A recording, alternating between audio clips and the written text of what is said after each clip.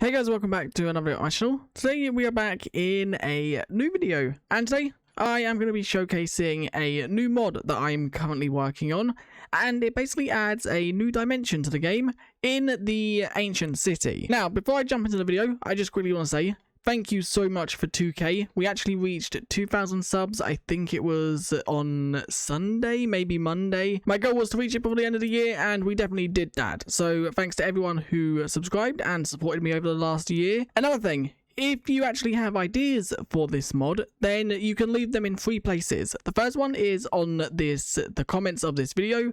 The second one is my Discord, link is in the description. And the third one is on the actual CurseForge website, as this mod is going to be something I work on now, releasing updates hopefully once a month. So let's jump straight to it. The first thing you actually need to do to start with this mod is locate yourself an ancient city. If you're in survival mode, then you'll have to find one, whereas if you're in creative mode, then you can just do /locate. When you're actually inside of the ancient city, you will need to bring a glass bottle with you, because to actually light the portal, you need a glass bottle, and that is for a certain reason. Now, I do apologize that game sound isn't actually on. I don't know why, but there's a bug at the moment causing game sound not to play. I don't know if that's a bug within the mod or a bug on my audio. I'm not too sure. But the first thing you actually need to do is summon yourself a Warden, because you actually need a Warden to light the portal. Now, if we quickly just actually get one summoned, I'm just going to activate this Shrieker. So, once you actually have yourself a Warden should start spawning. Yes, you actually need to right-click a bottle on the Warden, and as you can see, we now have a captured soul. You can do it while the Warden's emerging, or you can also do it when the Warden is actually an entity in the world. So if we now quickly just grab a glass bottle again, and then click it on it, as you can see, we now have the captured soul again, and it does actually have a tooltip saying item use, and if you hold shift it says can be used to light the deeper dark portal and overworld portal. That'll make more sense in a second. So once you have this bottle, it holds weirdly in your hand, you can actually click it on this actual portal right here, and it will light it. You have to actually make sure there are no skulk veins placed, and now we can, as you can see, light the portal. Now, once you've lit it, you can obviously go through it, and that's exactly what we're going to do. Now, as you can see, we've gone through it, and we have quite a few items inside of our inventory. That is for a certain reason. Now, you actually get placed in a box, always at the same coordinates. So this box that you get placed in is always at 150, 0. And it would be different. There might be a cave here, depending on obviously the seed you get here, but this actual box is always at the same coordinates, and the way to get out of the actual dimension isn't through here. You have to actually get some blocks. Skulk infested sturdy stone. Yes, it's a bit of a long name, but you actually need to get these blocks to build a portal to escape. And this actually isn't that easy to get. But this dimension, if I quickly just show you, is caves. It's just a load of caves covered in skulk. There is a bedrock roof, as you can see. Ignore the skulk vein up there. You can actually break the bedrock like you can in the nether and build up here. So if you want to build farms, no mobs actually spawn inside of this dimension currently, but that is an update that should hopefully come next month. But yeah, as you can see, this dimension is a load of caves, and ancient cities do actually spawn here. As you can see, there is an ancient city all the way down here. There is also another structure you can find, which is parts of ancient cities just ruined around. They spawn pretty much anywhere, so you just have to like explore, and there is a chance you could find them. There is also geodes do spawn here as well, and also so do dungeons. As you can see right here, there is a normal mob dungeon. I have just teleported to it, and as you can see, there is just a structure right here. It's kind of embedded into the actual ceiling. But it's just now and again you find little random structures. Some of them have chests, some of them do not. So now let's talk about what this dimension is made of, because obviously there is a lot of skulk and skulk sensors and skulk catalysts, but there are also some other blocks that you may have noticed are not actually Minecraft. So the actual main block is called sturdy stone. It's this block right here. It's just a darker grey stone. Then you also do have sturdy granite, which is once again a darker granite. You also have sturdy andesite, which will spawn, and it's a darker andesite, and then obviously diorite, it's just a darker diorite. So there are 3 or 4 main blocks that the actual dimension is made of. And then obviously sculk and all sculk related blocks do spawn as well. There is another block called the sculk gem block. This is like budding amethyst, and it will actually grow sculk gems out of the sides. But there's a unique property of this block. This block spawns in veins of 1 to 3, just around the dimension, so you could find it anywhere from bedrock at the top here to bedrock at the bottom. But the unique property of that we'll show in just a second. You can also find sculk infested logs, which is this block right here. That can be turned into sculk infested planks, which you can see right there. And also you can find sculk infested leaves around the trees as well. Now, there is a mob added, and as you can see, it's right here. A cured warden will spawn throughout this dimension, and this warden is not aggressive at all unless provoked, so it will only attack you as the player if you attack it first. There is another unique ability about this warden, and that is it can actually be tamed with sculk blocks. So as you can see, I have sculk right here. If I click the sculk on it, as you can see, I tame it, and yes, it does lay down. That's its actually sitting pose. The reason I decided to have the sitting pose as it laying down is because I really wanted to have, maybe you could decorate with a load of like dead wardens, and it's basically just laying down. You can sit it back up and it will follow you. As you can see, it will follow me and it will also protect me. So if I quickly just summon myself in a zombie, as you can see, if I summon in a zombie and the zombie attacks me, the warden will go after them and it will attack them until they are dead if it can actually hit them. There we go, as you can see, and it is very strong as well. If I let this one hit me as well, it will attack that one and kill that one too. So it's actually a really good mob. Now, the actual thing with it is obviously you can lay it down, and when it's laid down like this, it will not move. It won't follow you, nor will it teleport, nor will it move from that spot.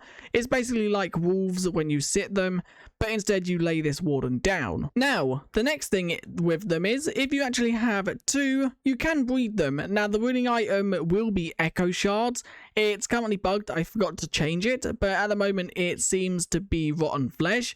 It will be echo shards in the final release, and as you can see, from doing that, you get a baby warden, which once again, you can lay on the floor. It's so cool having all of these here, and I love the actual way they laid. I had some different plans. I had a plan where maybe they would sit on their legs and just sit on the floor, but I thought the laying one is better because I just think it looks like they're dead, and you can decorate with maybe dead wardens or something like that, although they are a lot smaller than the actual Minecraft warden. Now, this isn't all they do. If you don't want to tame them and have them fighting for you, you can right click an echo shard on them, which will just pop them into a head. And as you can see, okay, it's not actually named. This has 2 uses. The first use is you can actually equip it onto your head, and as you can see, I now have a warden head. But if you don't want to wear it, then it is used to actually grow these. These will not grow without a warden head placed on top. Now, the warden head has 2 or 4 variations. You can place it at north, south, east, and west, and it will just face in that direction. But it won't, these actual sculk gems, as you can see, it grew right there. It won't grow unless a warden head is placed on top. So you actually need to get a warden head to get these sculk gems. Now, if I grab myself a pickaxe and go in survival mode and break these sculk gems, as you can see, they will drop this new ingot, which is called sculk gem ingot. Now, these sculk gem ingots are used for quite a few things. If I grab a crafting table, you will also need echo shards. Echo shards are used as well as these sculk gem ingots. So, for example, swords are made like that. Echo shard as the stick, and then sculk gems as the sculk. Then it's the same with a pickaxe, the echo shards are the stick, and as you can see, it's the same for all of these. Then if we actually move to armor, you can actually make the armor with these. Once again, echo shards are used. So chest piece is like that, and it's the sculk gem chest piece.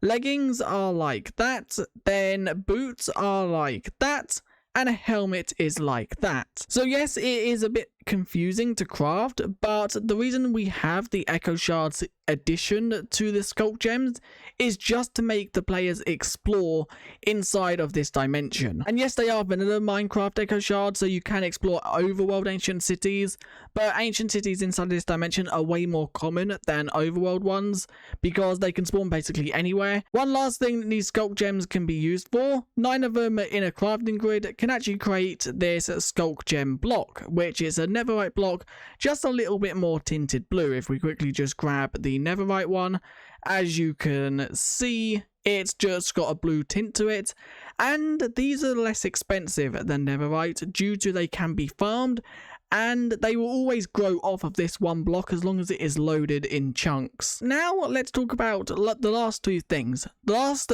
thing that we're going to talk about is darkness water or darkness fluid. This is a fluid that is black, and when you are inside of it you get the darkness effect. As you can see, we are out of it, then we go in it and we get darkness. This fluid can be found in this dimension, mainly near the bottom of the world, but it can also be found pretty much anywhere, I think. And you can also pick this up in a bucket to move it around the world to maybe use it as a prank or something like that. So now I've showcased everything that is currently inside of this version, and don't forget, this is the first of many updates. A lot of improvements, changes, additions will be coming eventually. But this is going to be like a monthly project that I work on, hopefully releasing updates every month. But let's now talk how you get out of the dimension, because we haven't got a way out. We are now stuck here, and the way out is using this sturdy stone, as I mentioned at the beginning. It's the same as building a nether portal, so like that, the corners don't need to be there. And then once again, using a captured soul, lighting it will create a portal. But how do we get this sturdy stone? My bad, how do we get this sculk infested sturdy stone? And the answer to that is advancements. You have to actually complete advancements to get it. So if we open this up, there's another bug right there which I will fix. I'm just finding all the bugs, which is good because then I can fix them before the actual update's released. But another thing, by the time you are watching this video, it will be live on CurseForge, hopefully.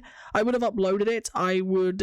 It would either be live or we will be waiting for CurseForge to accept it. So I've just removed all the advancements so we can actually get them again. So let's quickly just get that in our inventory. And as you can see, you can get sculk infested sturdy stone just by completing advancements. There's advancements for a load of different things like having a bucket. There's one for having the Warden head. Okay, that's bugged because the name got changed. There is one for having full armor. There is one for collecting every single sturdy block type, as you can see. So you basically just need to complete advancements, and there is enough advancements to actually get this block, or enough to make a portal, and more advancements will be added later. So it's basically like a challenge dimension. You cannot leave unless you have made yourself a portal to leave. So if we now go down here, let's say we've completed all the advancements that we need to exit this dimension. We now need to build the portal, and as you can see, we can now light it with a captured soul. So let's light it. As you can see, it lights the portal, and upon exiting this dimension, we will be at the world spawn, as you can see, or if you have set a spawn point inside of a bed, then you will be at that spawn point. But anyway, that is all for this dimension. Once again, this is the first of many updates. There will be bug fixes, improvements, and all of that releasing within the next month. But anyway, let me know what you guys think of the first update in the comment section down below, and I guess I'll see you guys in another video very soon. Thanks for watching, and I'll see you guys next time. Bye.